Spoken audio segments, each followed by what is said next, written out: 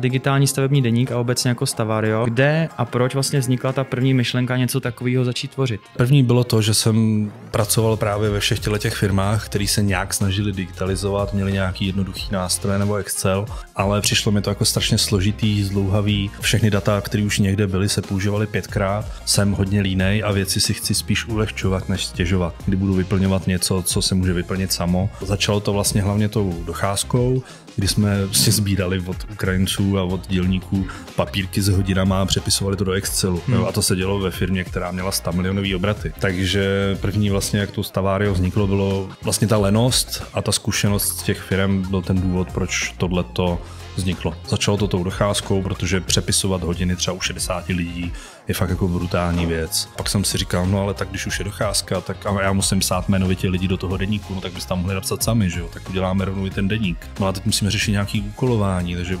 dáme těm klukům vlastně ty úkoly a majetek a sklady a další věci v nějakým jednoduchém formátu, aby to jako zvládli. A takhle vlastně vzniklo jako Stavario.